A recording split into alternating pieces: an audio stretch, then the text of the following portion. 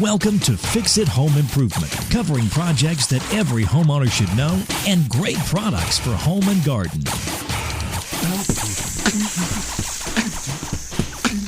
Hi, I'm JC, and this is where we share weekly home improvement tips. I'm here with my co-host Cindy. Hello, JC. Hi, Cindy.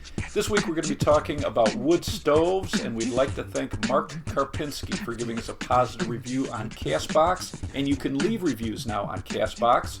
We also got a review on iTunes, and the title was, "Take a Breath Already." and they said we had some good info, but they hated how quickly I speak and hated my pacing. The first company to make wood stoves in the U.S. started in 1646, and in the 1940s, 23% of the homes in the U.S. still used wood to heat their homes.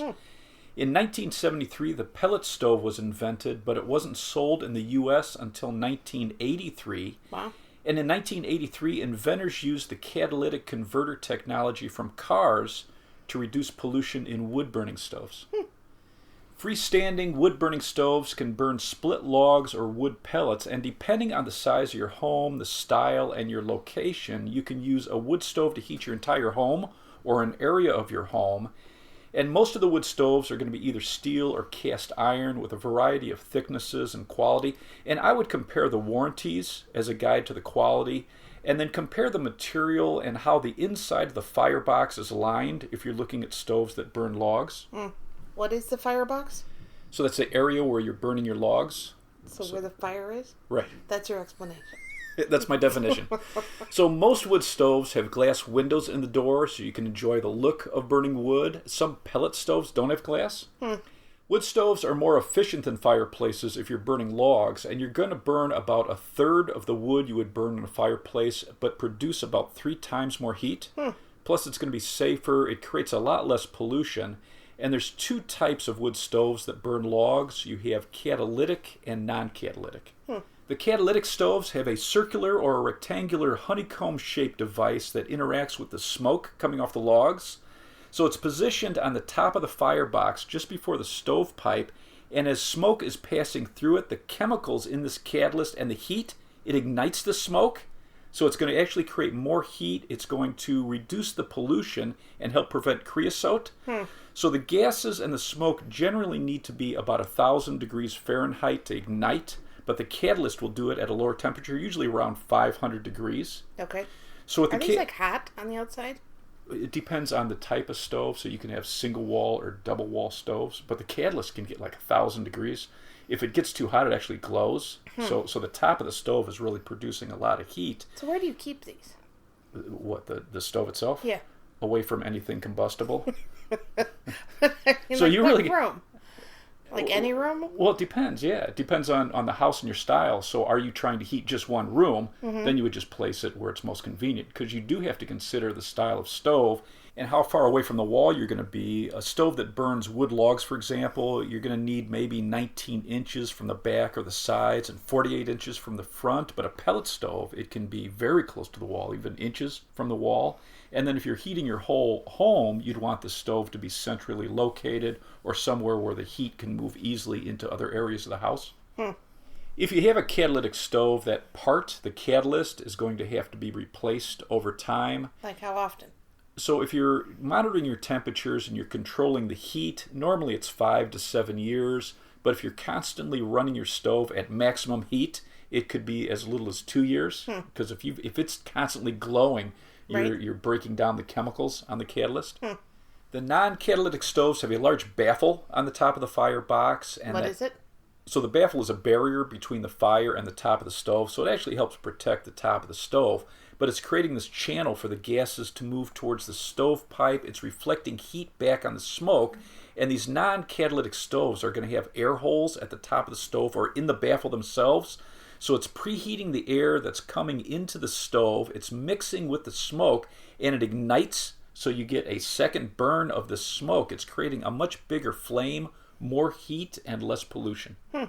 What is the main difference between these 2 types of stoves? So the non-catalytic stoves, they're better if you like the look of a large fire. The catalytic stoves are better if you want to use less firewood. They're going to have longer burn times. There are circulating and radiant wood stoves that burn logs. The radiant stoves are absorbing the heat from the fire, and the stove is radiating it out into the room, so it heats the air around the stove. The circulating stoves are double-walled, so it's heating the air in between the inner and the outer wall, and that air is then vented out into the room. And many of these circulating stoves have fans to push the heated air out. So if you're comparing wood stoves that burn logs and it has a fan option, it's a circulating stove, and that outside structure is going to be cooler than a radiant stove. So this is much better for kids or pets. Okay. In a wood stove that burns logs, you have a large open box that you're loading up with split logs, and there's going to be openings that allow the air to come in the stove and controls to regulate the airflow and the heat. Is there any special way you're supposed to load this? So it's weird. A couple articles I read, they were talking about loading it east to west or north to south. What does that mean? Right, that's what I said. So if you see the ends of the logs, they're saying that you're loading it north to south. And if you see the sides of the log through the window in the door, you're loading it east to west. And a couple of the pros are saying if you load your stove east to west, this is good for long, slow-burning fires in mild weather. And if you're loading it north to south, you can get more wood in there. You're going to have a higher heat output, and it's better for cold weather. Weird, huh? If you have a catalytic stove, you're going to have a movable plate called a damper, and that's going to regulate the flow of the hot gases that you're producing. You want this completely open when you're starting your fire, or if you have to open the door to add logs, you want to keep that open to prevent smoke or ash coming out of the door. And then once the fire is going, you're going to adjust the damper. You're going to close it off to control the airflow. It's going to raise the temperature. Many of the non-catalytic stoves don't have a damper. And then inside the firebox, this can be lined with brick, refractory cement, steel, or cast iron. And again, if you're looking at the warranties, it's going to be a guide to the quality. Okay. Pellet stoves are burning small wood pellets about the size of rabbit food. Rabbit food? Yes. Are people supposed to know how big rabbit food is? Because I don't. So rabbit food, 3/8 to an inch long and about a 1/4 inch diameter. So the pellets are made from sawdust, wood chips, and scrap lumber. It's broken down into a uniform size, then they dry it and press it into these pellets. And it's good because it burns very easily. It's uniform in size. The moisture content is usually around 5 to 10%, where like a seasoned wood, 15 to 20%. So in a pellet stove, there's a much smaller firebox. They're calling this a burn pot, and this is holding the pellets to be burned. You're going to fill a hopper, and an auger is going to feed these pellets into the burn pot. You're going to have a fan for combustion, a fan to circulate the warm air into the room. You've got this air movement also that's ejecting the gases out of the flue pipe. You have sensors, switches, controls, and they're all run by electric. So with the pellet stove, it needs to be plugged in. And that's one of the disadvantages of a pellet stove. If the electricity goes out in a storm, you don't have heat. Bummer. Unless you have a generator or a backup battery system. With the backup batteries, it's going to give you about 8 hours of run time.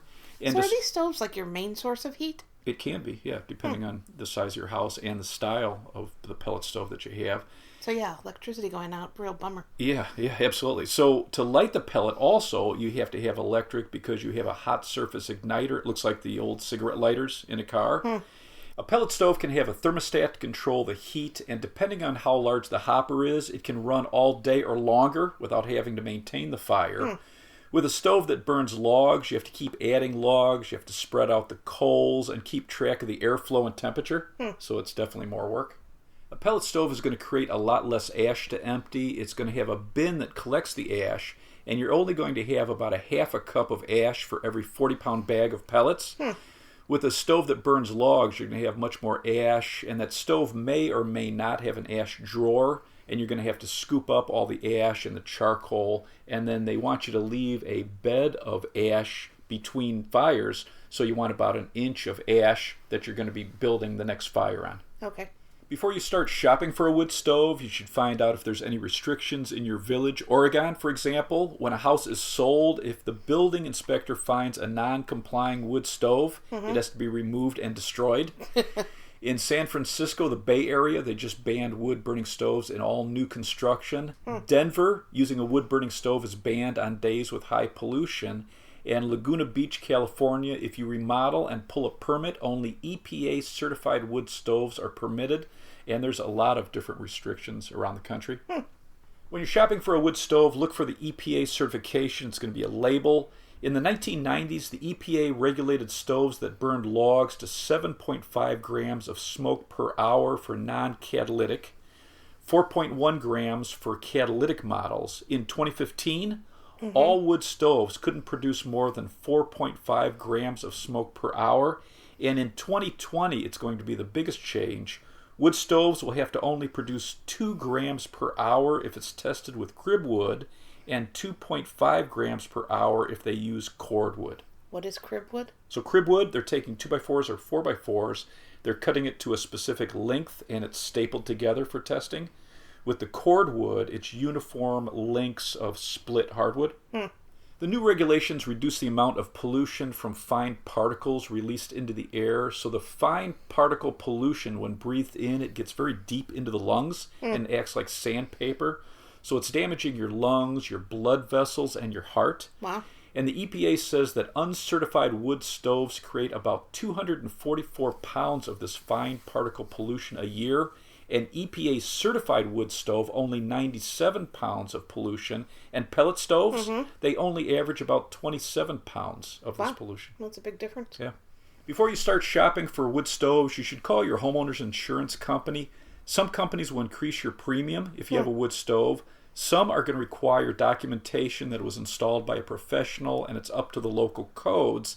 And if you install a wood stove and you don't notify your insurance company and you have a fire, they may not pay a claim. Wow. You know some things that insurance companies hate for home insurance? Pools, trampolines, dogs, because they bite people, and wood stoves. You know some things that life insurance companies hate? What? Bungee jumping, rock climbing, and skydiving. I was just at a hardware show and spoke to 2 companies who sell wood stoves and got some tips. The U.S. Stove Company and England Stove Works.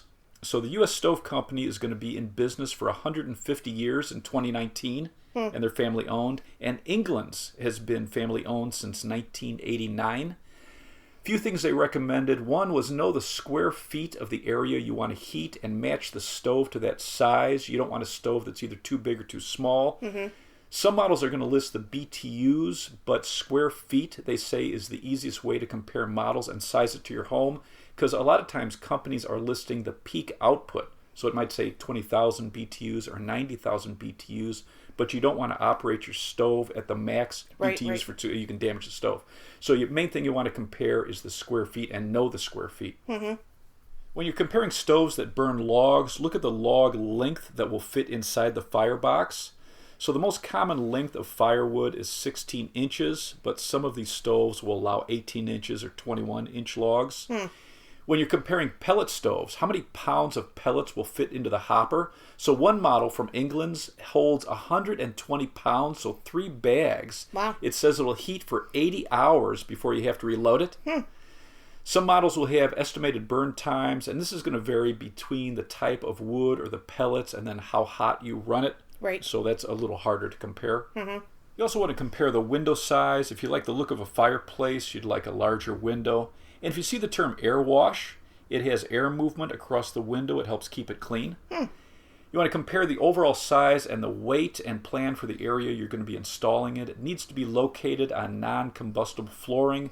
Some companies, like the U.S. Stove Company, sell a fireproof pad. You can put this under the stove. They call it their hearth pad. And then think about the area you're going to be heating, if you want a blower or not. If you're heating one small room, radiant stoves are fine, but for larger areas, a circulating stove or a pellet stove is going to be more effective, going to be safer for kids and pets. And then also, what is the recommended distance between the stove and the wall? Okay. If you plan on installing the stove yourself, a pellet stove is going to be the easiest. Pellet stoves use a smaller vent pipe, so it's 3-inch or 4-inch depending on the distance vented and the elevation. So higher elevations and longer distances use the larger pipe, so the 4-inch. And it could be vented straight out the back of the unit through the wall and to a vertical vent pipe on the outside of the house. You can also vent it into a chimney or through the ceiling. For a log burning stove, this is going to use 6 or 8-inch pipe out of the top of the stove, and this needs to be vented into a chimney. So if you to match the chimney diameter to the stove, and a professional should really be consulted for safety with a log burning stove. Okay. I spoke to Selkirk, one of the top manufacturers of stovepipe, and Selkirk is Selkirk, about the pipe coming out of your stove. And they said that it's either called connector pipe, stove pipe, or smoke pipe if you're shopping for it. Okay. And they recommend using double wall stove pipe. They said one of the biggest mistakes homeowners make is using single wall pipe. So they think that single wall pipe, you're going to gain more heat coming into your room. But the problem is it reduces the heat of the gases, and you want double wall pipe so that gas stays hot. You're creating a better draft for combustion. You're actually going to get more heat out of the stove, less pollution, and less creosote is going to build up in the chimney. Okay. And they carry double wall pipe with a lifetime warranty, where most of the single wall only lasts about 5 years before you have to replace it. And Selkirk also said one of the biggest mistakes people make is not putting it together properly. So have all of the crimped ends toward the stove, so any condensation or buildup inside the pipe stays inside the pipe rather than seeping out of the joints. And the U.S. Department of Energy recommends double wall stovepipe. Okay. The first time you use a new stove, you want to open the windows because the heat is going to release solvents as the paint cures and warms up. Gross. If you have a stove that burns logs, you want to make sure you start with a really hot fire using just the kindling and tinder first to warm up the chimney, and then start adding the logs. Or you can build a top-down fire. So start with larger wood on the bottom, crisscrossed up to smaller wood, and then on the very top you want to put your kindling and your tinder. That way that starts first. It warms up the flue as the fire slowly works down to the larger logs.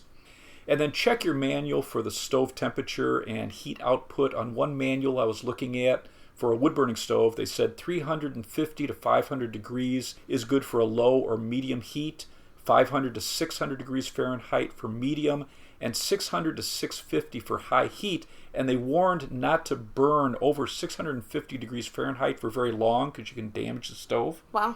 And then below 350, they said it can cause a buildup of creosote in your chimney. A couple of manuals I read, they recommend oak, maple, beech, ash, or hickory, or whatever hardwoods are available in your area.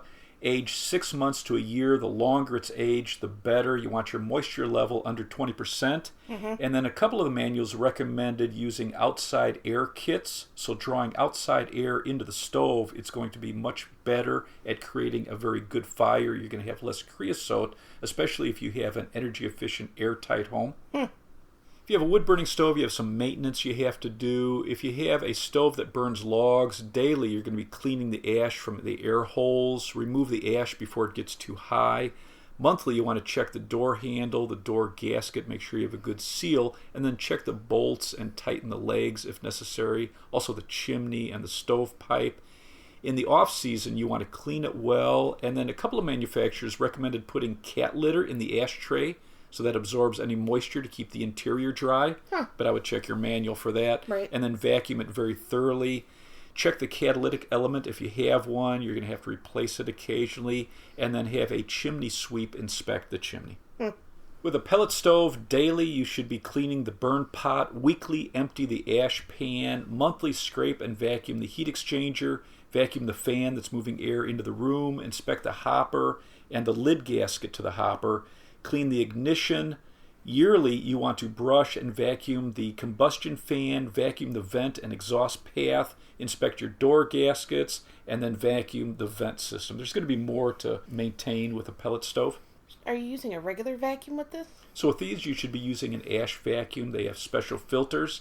And some of the top-rated ash vacuums, Shop Vac, Karcher, it's Karcher. There's one called the Bad Ash 3, and Snow Joe has an ash vacuum. If you live in a mobile home and you want a wood stove, make sure you get one that's rated for mobile homes. Some top-rated companies, U.S. Stove Company, Vogelzang, it's Vogelzang, Ashley, England Stoveworks, Pleasant Hearth, Drolet, it's Drolet, Harman, Harman, High Flame, it's capital Hi, capital Flame, and Bosca, Bosca. Do you have anything else to add? With pellet stoves, they're a little easier to use and fill, but you need electric. If you're burning logs, it's going to be more work. You have to store the logs, you have to feed the fire, you constantly have to adjust the flame, but you're going to get a bigger fire. It's more like a fireplace, and you don't need electric if there's ever a storm. Study your manual for maintenance and the safety with wood stoves. And before you shop, make sure you check your village for any restrictions, the requirements. Check your homeowner's insurance and see what's required. And then follow the guidelines for the chimney and the stovepipe for the best fire and for safety. And have the manufacturer or a pro help with this. The National Fireplace Institute, they have a website and they have a list of certified installers by zip code if you need any help. Oh, nice. Let's wrap this up. You can subscribe to our podcast on Apple Podcasts, Stitcher, the Spotify mobile app, the Google Play Music app, iHeartRadio, and CastBox. If you enjoyed it, please leave us a review. You can check out our home improvement videos on our YouTube channel, Fix It Home Improvement. And you can subscribe to that as well. You can download our books, Home Improvement Solutions, What Every Homeowner Should Know, on Amazon. If you enjoyed it, please leave us a 5-star rating and review. You can email us at fixitpodcast@gmail.com. You can follow Cindy at FixItCohost on Twitter. Thank you for listening. Talk to you next week.